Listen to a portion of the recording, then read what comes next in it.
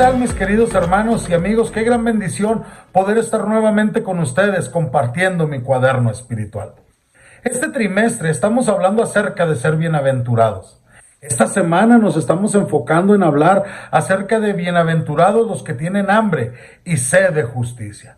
El Salmo número 106, versículo 3 dice: dichosos los que guardan juicio, los que hacen justicia en todo tiempo. El Salmo número 106 se atribuye a los levitas, específicamente los hijos de Coré, que se encargaban de la música y de la adoración en el templo. La fecha exacta de su composición es desconocida, pero se estima que fue escrito durante el periodo del exilio babilónico o tal vez un poco después. El Salmo 106 se escribió en un momento en que el pueblo de Israel había sido castigado por sus pecados y había sido llevado al exilio. La nación había sido conquistada por los babilonios, el templo había sido destruido y muchos judíos habían sido llevados cautivos a Babilonia. En este contexto, el Salmo es una confesión de los pecados del pueblo y una súplica por la restauración. El Salmo número 106 se divide en varias secciones. Una introducción en la cual el salmista invita al pueblo a alabar a Dios y a recordar sus obras. Una confesión de los pecados, en las cuales el salmista confiesa los pecados propios y los pecados del pueblo, incluyendo la idolatría, la desobediencia y la falta de fe. También incluye una súplica por la restauración, en la cual el salmista le pide a Dios que restaure al pueblo y que lo salve de sus enemigos. Y una conclusión, en la cual el salmista invita al pueblo a alabar a Dios y a bendecir su nombre.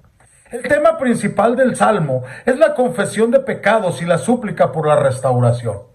El salmista reconoce la justicia de Dios, reconoce la maldad del pueblo y pide a Dios que tenga misericordia y que restaure al pueblo. En este Salmo número 106 se pueden identificar varios temas principales.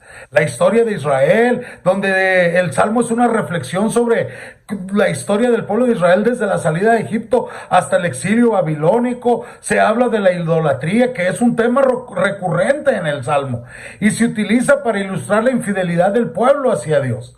También se habla de la misericordia de Dios, en la que a pesar de la infidelidad del pueblo, el Salmo enfatiza la misericordia de Dios y su disposición a perdonar y a restaurar el pueblo. El Salmo número 106, versículo 3 dice: dichosos los que guardan juicio y los que hacen justicia en todo tiempo. Dichosos, felices, bienaventurados. Bienaventurados los que guardan el juicio, los que observan el juicio. Esto significa que son felices, son dichosos, son bienaventurados los que viven de acuerdo a la ley y a la justicia de Dios. Aquellos que practican la justicia siempre. Esto significa que aquellos que viven de acuerdo con la justicia de Dios en todas las áreas de su vida son bienaventurados. Este versículo tiene varias aplicaciones prácticas para nuestra vida cotidiana. La primera es que debemos vivir de acuerdo con la ley de Dios.